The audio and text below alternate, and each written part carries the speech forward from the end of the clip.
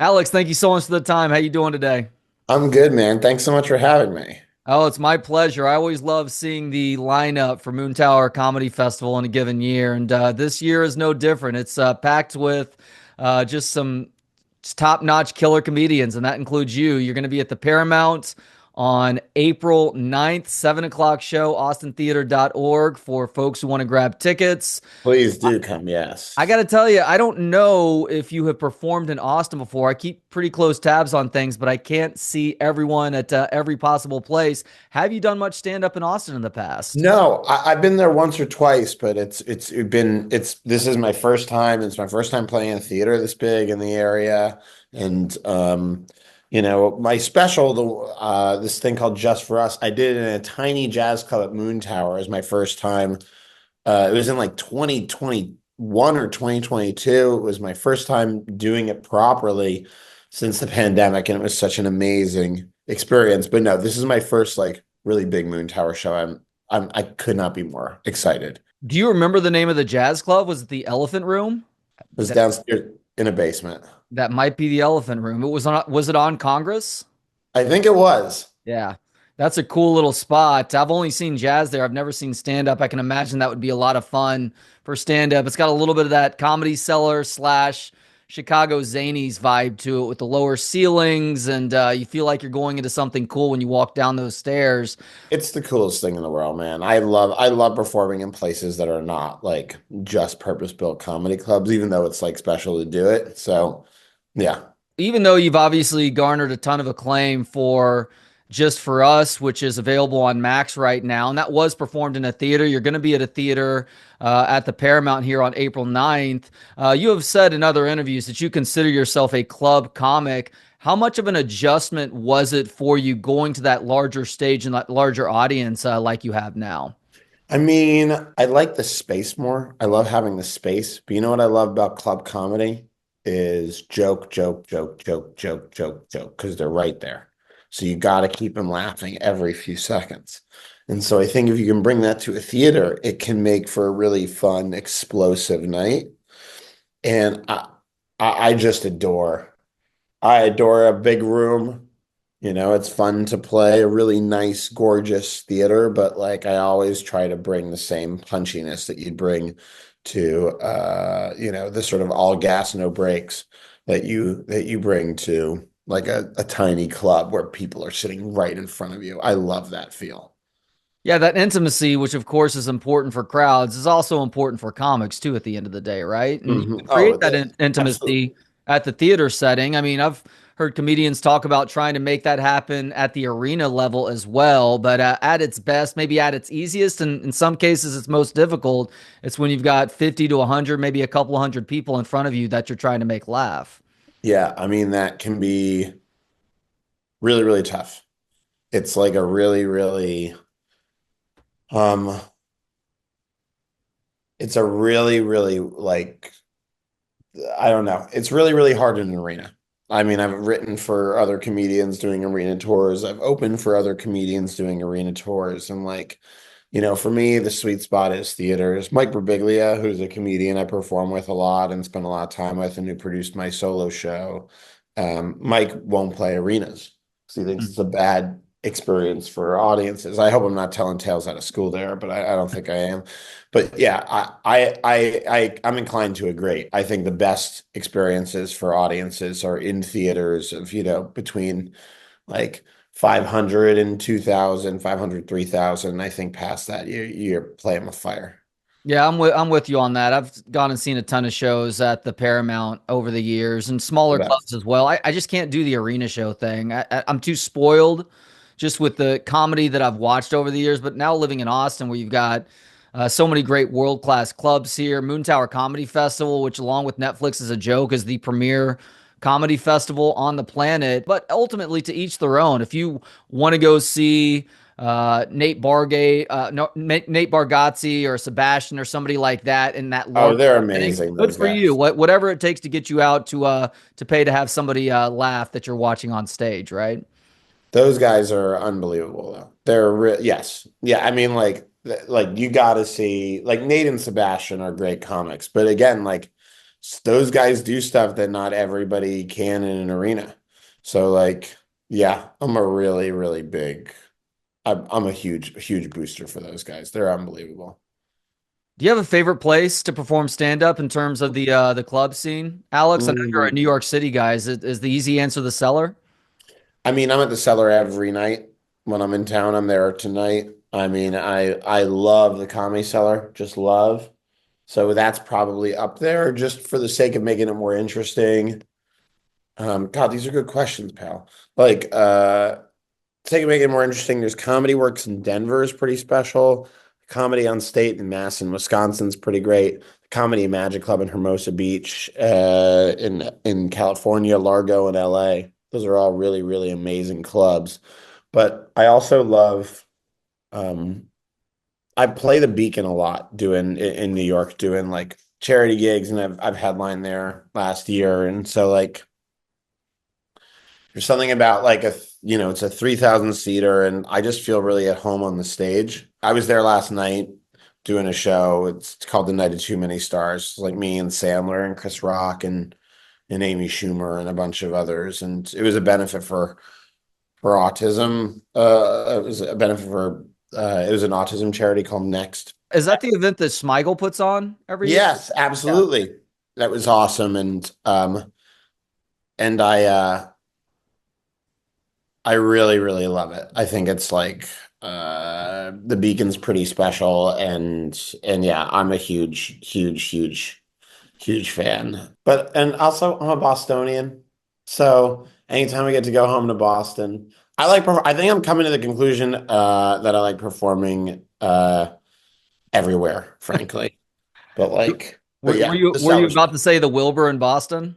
Is that the theater I you? love the Wilbur. I play the Emerson Colonial I've played the Emerson Colonial the last few times I'm in town, but the Wilbur is just choice. It is so good.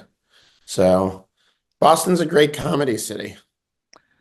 Yeah, it's interesting. Boston, while it's known for certain people, folks may not realize just the caliber of comedy that's come out of Boston. And sometimes it's folks who are actually from Boston, but then you have the David Crosses of the world who moved to Boston to really get their comedy career going. It's just a wide variety of the type of comedy that you get from that city. What is that about? Obviously, that's a very blue collar town in a lot of ways, Alex, but it also has some of the most prestigious colleges in the country as Yes, well.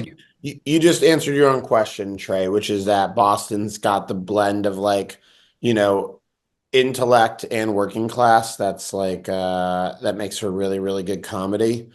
And you know, it's it's really, really like an amazing. It's that blend that makes it really, really good. And also, like, I think once you have a bunch of great comedians, then it fosters other great comedians. I think comics make each other better, sharper, funnier. There was a club there a million years ago called the Ding Ho. Oh yeah. And so, wow, Trey, you know your comedy history, man. Jesus. I'm a dork for this stuff. Back of a Chinese restaurant, and it made for great comedy. And then they had a great club called the Comedy Connection that closed a couple years ago, and that made for great comedy. And those guys who did the Connection did the Wilbur, and so that made for great comedy. So like it's just a really good comedy scene. Yeah, I talked with Lenny Clark about the Ding Ho a year ago, and he said there were actually more than just the Ding Ho types of clubs in Boston over a certain period of time, where it's like you go to this Korean joint, and the back of that room is like this small little stage where people would gather for stand up from time to time. As you were really getting going in stand up, were you working rooms like that in Boston, or that era already was sort of bygone by the time you were getting going? That era was bygone, but those guys were there. Lenny Clark, Don Gavin, Yeah. Steve Sweeney, Tony V. Those were all Ding Ho guys. And and like you said, there have been other clubs, other influences after it closed, but those guys were big time mentors for me, role models. I will say, if I'm being honest, I always favored a bit of a more like storytelling alternative vibe. So I liked like the Birbiglias and the Dennis Learys and the Gary Goldmans who were coming through. And so Mark Maron, yeah. yeah, Marin was amazing. Marin was amazing, and also there were younger guys there who were incredible. And occasionally you get a glimpse of the you get a glimpse of the like Stephen Wright's, her, some of the legends would come through. Patrice O'Neill. I saw Patrice, Bill Burr a couple of times. You saw Patrice? Oh yeah. Oh man, I'm I so remember he jealous right walked now. into a show it was on, and I was like an 18-year-old, 19-year-old, 20-year-old shitty comedian. I was like, Patrice, what are you doing here? And he was like, you go up wherever you can. And so now I go up wherever I can. But yeah, those guys were pretty huge. But Patrice, I got to see Patrice. I got to see Bill Burr. I got to see Bobby Kelly and Dane Cook, who, he's maligned, but Dane invented a whole new strain of comedy, was worshipped, and like uh, still one of the greats in my book there. So yeah. Yeah, I interviewed Dane last year, and I actually had to apologize to him because at a certain point I was a Dane Cook fan, but then that oversaturation happened, and a buddy and I had a very poorly thought out T-shirt design company, but one of the T-shirts was mocking Dane Cook, and it said Dane Cook isn't funny, he's energetic. So I brought this up to Dane, and I said, dude, I'm sorry. Like it was very rude. It was tearing somebody else down to try and make yourself feel better or profit or whatever else. If it makes you feel any better about it, there wasn't one t-shirt that was sold, but he was very gracious. And that guy has He- obviously been through the ringer too. And he's got very thick skin at this point. And he was a yeah. joy to get to speak. Yeah. Sorry, he's a gracious guy. Like I think he's really funny, really, really sweet. Um, Also like so funny. Everyone being comedians, uh, being comedians is a really tough fucking job, and it's impossible to please everyone. And once people when they discover you, they feel like, oh my God, this is a secret. I found a secret person.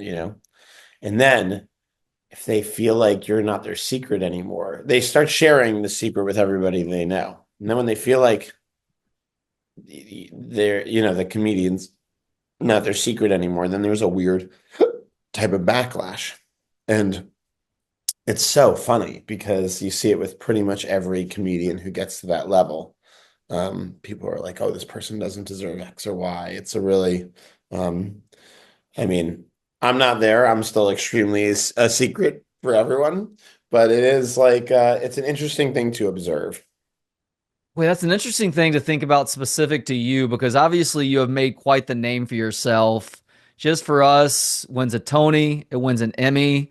You were just named, which has to had to have been a bizarre phone call for you. Named one of Time Magazine's 100 most influential people in 2024. Again, strange. Like you're a very down to earth dude, so you get that phone call, you're not going to say no, but you're also like, what the fuck do I do with this? You Um, don't you don't get to say no. They're just like, this is a thing that happens. And you're like, okay, it's very, very odd. It was really, really weird. So you haven't felt that sort of backlash yet from people really starting to not just discover you, but really cherish the special brand of comedy that you're doing on stage then. I also don't go looking. Yeah, But that's uh fair. I don't go looking. But it's an interesting it's interesting. I'm a niche comedian in a way that is like totally fine with me. And I love I'm not famous. I'm just like I just like love to get on stage and do jokes, and I'm really lucky that I get to have this job where I um where I do that. But yeah, it was weird being like it's weird being on that magazine list. It's weird, winning any of those awards. And that was cool, the Emmys, because I got to bring my best friend and my parents, and so like that was really nice, and see a bunch of other people that I really love also get their flowers there. And Broadway was really special because that community is so amazing. And so to get to be part of that community was like the coolest thing in the world. Mm. So yeah, it was a really lucky time in my life. Yeah, well, you not only like to tell silly little jokes on stage, as you put it sometimes, and you do have that very Mel Brooks like quality. Well, you'll get silly about serious stuff, and at the end of whatever that point is, there's a profound statement that has been made. But you also do that through the stories that you tell, as you just alluded to a few minutes ago. You're up there. You're in that upper echelon of guys who understands how to tell stories to a crowd on stage. For you, Alex, what is the key to a good story? Oh, I mean, all right, I'm going to give a real secret right now. This is a full secret. A good story, it's something that happens and changes the person that it happens to in the process. Hmm. It's really, really simple. But like a good story is something that happens and it's so unexpected that by the end, the person who, it happens to, something has changed in a significant way. That's what I always say. Even if you feel like, well, I think of silly stories that are, you know, a silly story, nothing's changed. Well, if you look close at that silly story, you'll see that there's like a surprise in the middle that has shown you something that you never thought you would see, would have seen before, or shown you something that was always there and you hadn't noticed. It's like a really fun. It's really fun to pick apart stories, but my favorite ones are the ones where something happens, which sounds like obvious, but there are a lot of stories where nothing happens. Like people will tell you a story and you're like, okay, well, nothing's happening here. So like not everyone can tell a good story. Okay. Your parents, they have probably a good story in the story they're telling, but it's so buried in details that it's like, you know, kind of bad usually. Yeah, that's a great way to put it. So, obviously, a story that has made a big impact on you is the one that you tell in the most recent special. I'm curious, though, do you have a story of something that really helped you evolve as a stand-up comedian? Because I've heard you talk about this, and I'm a big believer in this as well, that we need to have those difficult conversations, that this world is all about the nuance and the gray area, even though we're pitted against one another at the fringes. So is there something either along those lines or something else having to do with stand up that really helped you with your career? You mean a story from my life or a story as my evolution as a comedian? It could be either, but something that helped you Hmm. specifically with stand up. You know, I went to England when I for my last year of college, and I loved the club comedy, but I saw, these British comedians doing really, really intense like hours about stuff that's pretty interesting. And I was asked by this comic named Josie Long to do one of her like a show. And if you're listening, comedians will have like nights at various bars and they'll put together lineups. And Josie said, do you want to pop in? And I'm like 23. Hmm. And so maybe this is even after college. And I went on stage and I did my like sort of club set from New York. And Josie pulled me aside afterwards and very gently sort of said to me, like, hey, and I did okay. She's like, just so you know, that wasn't a very good set. She wasn't being rude. She said to me in a really nice way. She was just like, I think you're capable of more than what you're doing. Hmm. And she was right because I had grown up in these like very tough Boston, New York clubs, and I was trying to be a comedian that I was just not. Like my comedy when I started was just like really crappy, like comedy with no soul or heart or empathy. And she was like, "Why don't you write some stuff and come back?" And so she didn't scold me. She's just like, "I think you're better than what you're doing." And so I went home and I wrote a new set. And it took a couple of weeks and I came back and I did that set and I liked it better. And so like I always have the aesthetic of club comic in me, like jokes, hard jokes, punchy, funny. But I think that the ethos or like the idea that it's got to be unique and personal or unique and interesting or unique and something that someone can connect with no matter who they are. I think that is something that came from like those interactions in England and that one with Josie in particular. So I'm pulling one out of the back of my head there, but I think that probably is what you're asking there, Troy. No, I like that because comedians talk about the most difficult thing, and the reason why you need to get on stage is to really find your own Find your voice. Like voice. everybody starts by imitating their favorite comedians. Gosh, I feel like I heard you say this maybe with Conan, where it's like the ultimate goal is to fail so miserably at that imitation that you actually come up with your own style, right? Yeah, that may have been even Conan riffing on me, but saying that. But yeah, there's Yeah. a novelist, Nabokov says that when you start, you're a crude mixture of all your favorites, and then when you're finished, you're a nice mixture of all your favorites. But yeah, everyone's, when I look at my own comedy, I see a lot of those Boston guys, Birbiglia, Goldman. Uh, I see a lot of Dana Gould, who's an underappreciated Hmm. comedian. Wait, was Dana a Boston guy? I thought he was a San Francisco guy for some Dana, reason. I think, started in San Francisco, but he's from Hopedale, Massachusetts. So I always Interesting. think of him Okay. as a Boston guy, even though you're right. I think he was San Francisco. I see a lot of Sarah Silverman and Joan Rivers and Phyllis Diller and, sort of a lot of like the black comics I saw talking about instead of black people and white people, what it meant to them to be black was something that I always thought was really interesting, a really good, personal aspect to it, like Franklin Ajaye and Cosby before he died. I really liked, and Chris Rock, who I got to see last night, was a huge, huge, huge influence on me. So yeah, I've had really diverse influences, and now I think I'm sort of like a British narrative comedian with a like New York club comedian's delivery. So that's like a really like that's a thing that there aren't a ton of, but it's just a mixture of everybody else, you know? I like that comp there. I have no doubt that Chris Rock still has it when he wants to get on stage. People talk about wanting to see Eddie Murphy do it again.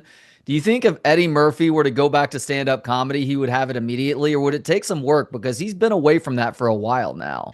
It takes work whenever you're away, but Eddie Murphy's like probably one of the greatest comics of all time, and I'm sure that, putting a thing together would be nothing for him. But the truth is, I think a big question is like, do you want it? Like Eddie Murphy's Mark Twain Prize speech is unbelievable. Like he is still a comedy genius. He's still so funny. When he did that bit on SNL 50, I was like, God, that guy's still got it, like he is those guys that go away from stand up like Jim Carrey, you know, I came up to once in a club. He was standing around, maybe it was the Comedy Store, and I was like, and I was like, I was listening to him talk. I didn't say anything. But when a comic like that holds court, everybody stands around. And so it was like someone was like, are you thinking of uh getting back into stand-up or would you ever do stand-up again? And he's like, I'm trying to shed layers of my ego or personhood. Like, I don't think I want to add to it. And that's a really like profound statement from, I mean, obviously Jim Carrey is really fascinating person. But like, if Jim Carrey decided tomorrow that he'd go back to stand up, because a lot of people don't know, he started as a brilliant, brilliant stand up. Uh, and his special that Judd Apatow directed is a short special, but it's one of the great comedy specials, in my opinion. Hmm. Jim Carrey picked it up again, he'd be amazing. I don't think He'd I'm familiar be with that special. I'm gonna have to go back and watch that now. Another good example of that is Zach Galifianakis, by the way, who great very comic. clearly wanted to strike a more serious tone. And even though Baskets was satirical and it was absurd, it wasn't necessarily laugh track level funny, right? God, I think he's I mean, Live from the Purple Onion, it's just the best show. Yeah. So I honestly don't know. I don't know what Jim's I'm sorry, I don't know what Zach's doing now, but I think he's getting back there. I think he's been at Largo recently. Yeah, I heard, gosh, who was it? I heard somebody talking about it. Pete Holmes, maybe. I think I heard Pete Holmes talking about doing a show with Zach. I'm like, that is music to my ears, hearing that Zach is getting back on stage in an attempt to make people laugh. I mean, he's really, really special. He's a really, really brilliant God, he's so goddamn good, man. Like Like whenever I get a chance to see those guys, I'm always like I can't believe it. Like it's the best stuff. All right. So, in doing some research and learning a little bit more about your background, Alex, there were a couple of throwaway factoids on your website that were actually right next to the Time Magazine's 100 most influential people from 2024. And it had to do with your sports background. Now, I'm going to start this by reminding people that you're a Boston guy. You're a Boston sports fan. Lucky you. All those Yes. championships this century, Alex. I did see on your Instagram that you got to throw out a first pitch at a Red Sox game at Fenway. I know that nerves sometimes strike you or strike the general you, stand up comedians, before you go on stage. Was throwing out the first pitch at Fenway more nerve wracking than any show you've ever done in stand up? I mean, yes. I was like, if I bounce it, it's over. You know? Like if I bounce it, I'm gonna hear about it for the rest of my life. I got to warm up with my dad on the field. That was pretty cool. How many people get to play catch with their dad on the field at Fenway Park before they throw out a first pitch? And Yeah. also, I used to work there. I used to work at the Red Sox. I worked there for from 2003 to 2007, which was a pretty good time to be there because I was there for the two championships. Then I was back there in 2013 um, for I did some stuff. I went back to the team after the marathon bombing, which was pretty cool. Hmm. I did some speech writing and press releases and I wrote the pregame ceremony for the first game back after the marathon bombing, along with a bunch of other talented people. Wow. That's probably like one of the most meaningful experiences of my life. And so to be back with all those employees, a lot of those employees have been there since I started. Like there are people who have been in the Red Sox 20 some odd years. Sarah McKenna, who was my boss there, sort of walked me out to the field and and yeah, I went out and Ryan Lavarnway was catching the pitch, who's a good ball player, who lives out in Colorado now. And yeah, I chucked one over. I chucked one over home plate, but it was slow. I didn't go for speed. I went for accuracy. But it was so freaking cool. Yeah, there is no shame with the eephus pitch as long as you're getting it over the plate. Like I threw out a Oh, first pitch at a minor league baseball game. It was probably going 40 miles per hour, but it was a strike at the end of the day. It looked like a beer league softball level strike, but I got it. yeah, the I got respect though for the guys that step up there and groove it. I think Bill Burr threw a pretty good first pitch recently. Also, the truth is the Red Sox trolled me a little because they put a video up on social media and they put it up in slow motion. So I'm like, really? And then I react like I won the World Series. I was like, yeah, because I'm so happy not to be embarrassed. But it was cool, man. It was so cool. And I do love it there, Fenway. It's like, even if you're the most diehard Yankees fan on the planet, there's something special about seeing a game at Fenway Park. It's like I went to the last game at Yankee Stadium, the real Yankee Stadium, and that was a special place too. It was really I love those old ballparks, man. Yeah, I lived in Chicago for a little while. Not a Cubs fan, but it was always cool going to Wrigley. Now they've Bigly. redone Wrigley and it's lost a little bit of that luster. It's still there in a tiny way, but it's not as cool as it was. Is that true? I didn't know they'd redone it. I mean, I think generally people are now, because of this one specific woman who I really, really admire, named Janet Marie Smith, who's an architect who built Camden Yards and led the restoration of Fenway Park and now works for the Dodgers in the architecture department there. Mhm. Um, uh, I think people have much more preservationist bent towards those old stadiums than they used to. I do wish that Shea and Yankee Stadium were still around. But yeah, I didn't know they'd redone Wrigley. I have to get back there when I'm in Chicago in a couple of months. Yeah. So wait, you worked for the Red Sox during those first two championships. Did you actually get a ring? I got a watch in '07. I wish I'd pushed my boss for a ring because I mentioned it a couple of years later to my boss, Larry, and he's like, why didn't you ask? And I was like, I wasn't a full-time employee. I didn't know I could have one because I was in high school, so I couldn't be Yeah. full-time. But my gosh, it was yeah, I was only full-time at uh I was only sort of full-time at the Brewers for a sec, but I was a kid. I was out of baseball by the time I was 23. It was um I was getting more into You're like most athletes who are trying to make it then, right? 1,000%.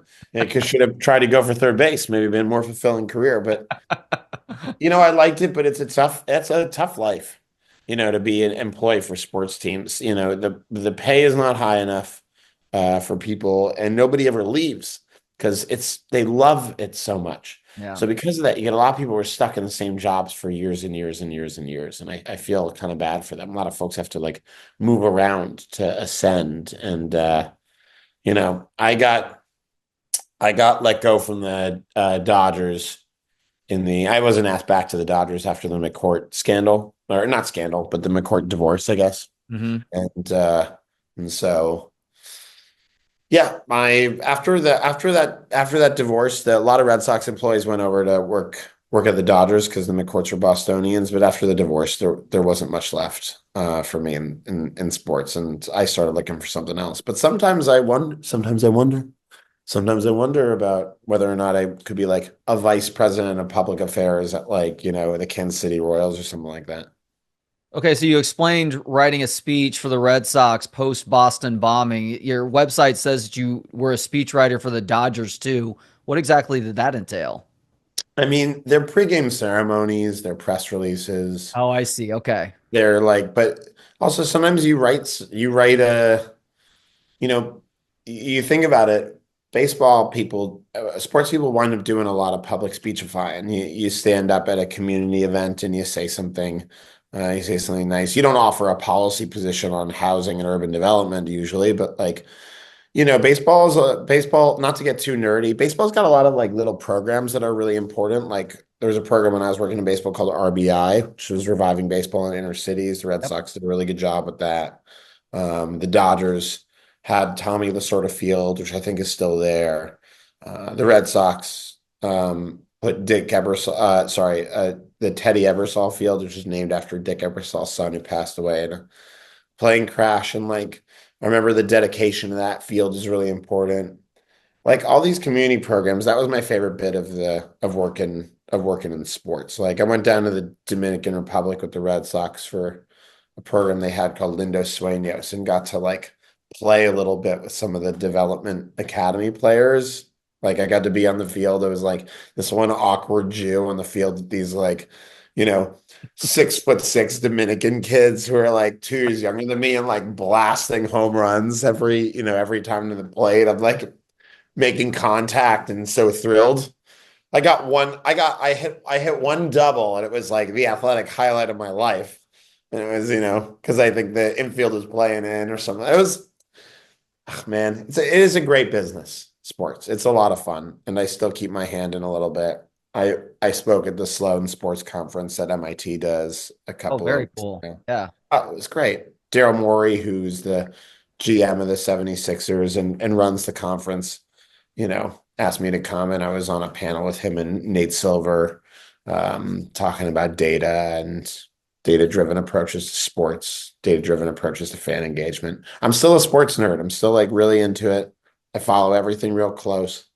You know, I wish we had a college football team worth rooting for in Boston, but can't have everything. You can be an adopted Texas Longhorns fan. I feel like Bill Simmons has done that Sloan conference a couple of times. Have you crossed paths with him?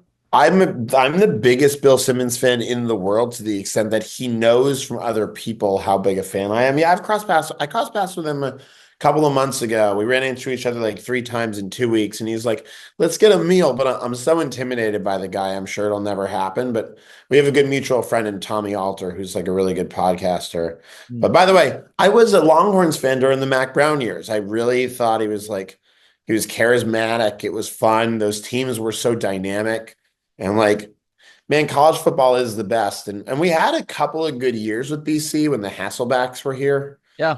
And but like, man, it's never I always find myself rooting for the Longhorns or I'm player based. Like a couple of years ago, I was like, man, I love this guy. I love that guy. I love, like that's how it is when you don't have a good college team. You guys in Austin are lucky as hell. Well, that's how I am with the NFL, Alex. I used to root for the Houston Oilers, and they were taken out of Houston. I actually grew up in Dallas, weirdly enough. But when the Oilers left Houston for Tennessee.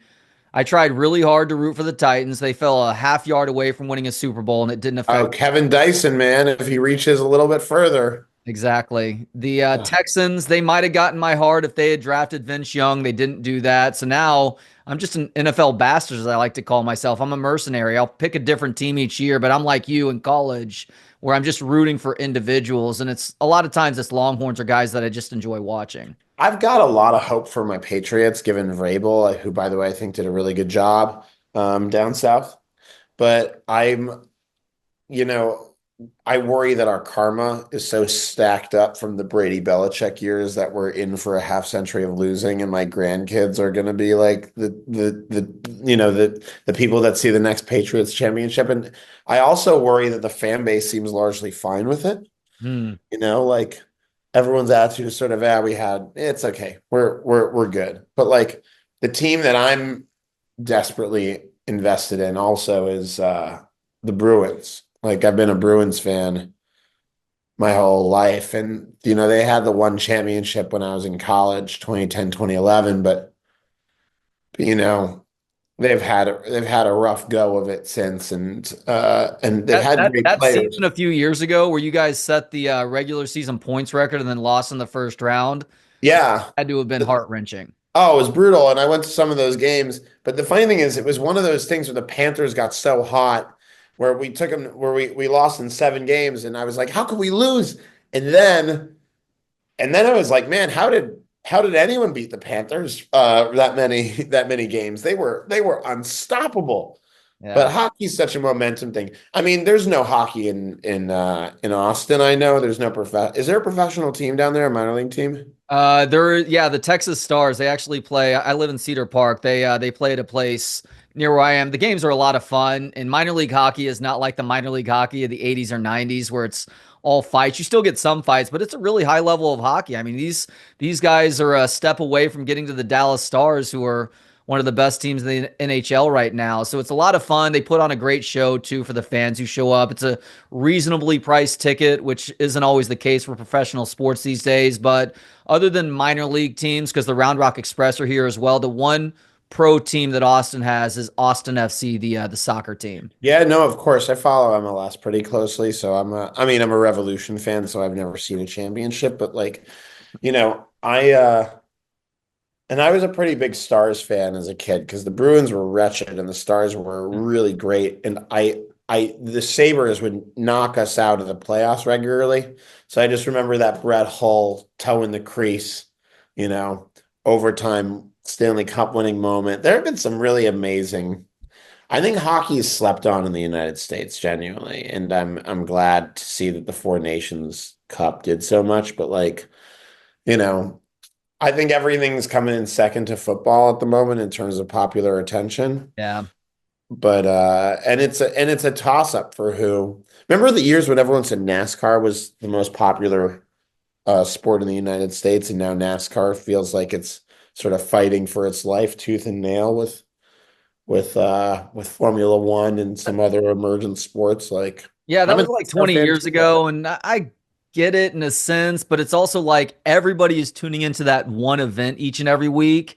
And it did seem fleeting. And ultimately, it was fleeting too. I feel like NASCAR is regaining in popularity now, but they had to really rethink some things to get back in the public scope, I guess. I think NASCAR's issue is that they don't have a star. Like the parody there is so good. And like Denny Hamlin's never, like who do you think of when you think of NASCAR? Do you think of maybe a kid of a more celebrated NASCAR? Like Dale Jr. doesn't race regularly anymore, even though he does the Cup Series stuff and he's fantastic. There are some really great guys who like Martin Truex Jr. and Blaney, and like they had that Netflix series which I think was great but didn't do what Drive to Survive did for Formula One. Mm. So like the issue is that they don't have a star, and also like in the 90s when NASCAR was having that moment, those guys would hit each other in the face and like they would fight. But now with sponsorship being 70% of their revenues, like you can't haul off and like sucker punch a guy when you're sponsored by M&Ms. So like I think it's a really tough, it's a tough thing, but I love the sport. I think it's cool as hell. I So feel like you should be able to assault other NASCAR drivers, but only using this stuff that sponsors you. So that's really great. Martin Truex hitting someone with a big mouth Billy Bass from Bass Pro Shops, and that's right. Bubba Wallace launching hamburgers at people because he's sponsored by McDonald's. Like that's pretty great. I'm in for that. I might start watching NASCAR if they were to allow that. Just like if they allow crowbars in the Tour de France, I might start watching the Tour de France, Oh Alex. my God. Yeah, you should it should be like Super Mario, the Tour de France, where you get three like power-ups you can throw things at people. Like turtle Um, shells, you know. Rewind for just one sec because I'm thinking about your connection to baseball. It makes a lot of sense because baseball is the storyteller sport. You're obviously a really good storyteller, but thinking about your time with the Dodgers, Vin Scully was still pretty prevalent there at that time. If I'm doing my math correctly, he Was. is the greatest storyteller, not just in baseball history, but in sports history, I would argue. Do you have any good Vin Scully stories considering your storytelling prowess? You know, the Dodgers had a kids network, and I was and my boss a couple times like, you're gonna get in the booth.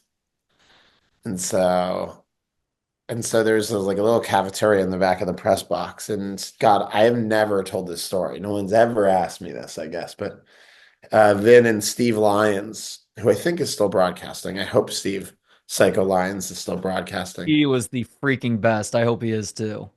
And Vin was back there, and he noticed I was sitting, you know, in a different part of the press box. And he had this woman named April Thompson who sat next to me, and she was Vin's person. She'd been at the Dodgers for like decades and decades, and Vin loved her and knew her well. She was the sort of Vin whisperer. And I think she must have said something to him because he came up to me and he was like, I hear you're behind the microphone today. And I was like, I am Mr. Scully. I never called him Vin. Um, and sometimes you're like, please call me Vin. But like, and I said, what do I do if I don't know what to say? And he went, just describe what's in front of you. So at some point, there was a lull in the ball game. I was like, the wind is blowing out to center. I would start describing the wind blowing out to center field, like the flag on the flagpole. I was so stupid. But afterwards, Vin came up to me and he's like, I hear there's a tape. And I was like, of what? Of what, Mr. Scully? And he's like, I hear there's a tape of the broadcast. I'm gonna listen. I was like, yeah, right. And he came in the next day, and I guess that was a Sunday game. So whatever it was, I think it may have been the next day, and he went, you're pretty green, but you should keep working at it. So he was very encouraging, very nice. I loved him. He was the opposite of Tommy Lasorda because Vin was always genteel, quiet, and professional, and Tommy Lasorda cursed like there was no tomorrow, and he knew I wanted to be a comedian, so he called me Rickles. He would call me Rickles, and once, my God, once he tried to get me to tell him a joke, like, tell me a joke. And I'm there with Nick Hughes, who's a friend of mine who worked at the Dodgers and now is a TV writer. And uh, and he's literally like holding me by the shoulders, like, tell me a joke, Rickles. I'm cleaning up the language. And I tell him a joke, and he pauses, doesn't laugh, and goes, what the F was that? You want to be a comedian? You're never gonna be a comedian. Like, and of course Nick's laughing and laughing. I mean, like, those old guys were amazing, man. It was a really cool time to be working at the Dodgers. And I think about all those characters, and with Vin and Tommy both, it's it's a shame. They were really, and by the way, those guys all had someone who looked after them. This guy Colin Gunderson, who I don't know. I think Colin lives in DC now, but Colin looked after Tommy, April looked after Vin. Like, there's always these people behind the legends who sort of had to, work pretty tirelessly to keep them going and make sure, they knew where to be. And like those folks had really tough, great jobs. And yeah, when I think of the environment, I don't just think of Vin and Tommy. I think of like April and Colin and other great folks that I get to work with at those places. That's really cool. Thank you for sharing that. All right, last question now, Alex. I love stand-up comedy. You love stand-up comedy. What do you love about stand-up comedy?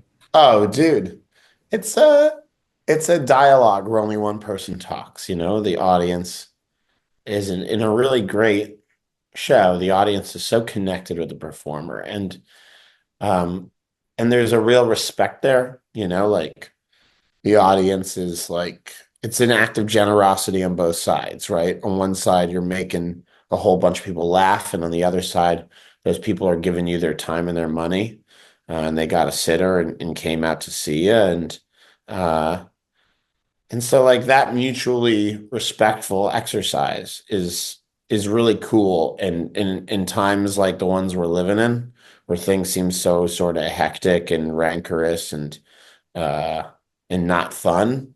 I think that that sort of mutual respect and that like good night out, it's it's really special. So yeah. And also I just love making people laugh, man. You know, like I love making a whole bunch of folks laugh. So I can't wait. I can't wait for the Paramount. I'm nervous, you know, it's a big theater, but I'm psyched. Well, I'm pumped too. I am going to be in the crowd that night, April 9th at 7 o'clock. It's really helping to kick off the Moontower Comedy Festival this year. Go to austintheater.org to snag tickets. Also, check out his work through alexedelmancomedy.com or watch his latest special on Max, Just for Us, award-winning special. Such a great example of not just stand-up comedy, but also storytelling. There's a little bit of a one-man show element to it as well. That's all in the past, though. It's going to be all new stuff at the Paramount on April 9th. Alex, this has been a real honor and pleasure. Thank you so much for the time today. Safe travels to and from Austin. Dude, for me too. You really, really, really know your stuff. And it's so exciting to be able to talk comedy on such a deep level and sports on an even deeper one. And I hope people aren't bored by me talking with the behind the scenes of those baseball teams. But I really love the chance to do it. So thanks.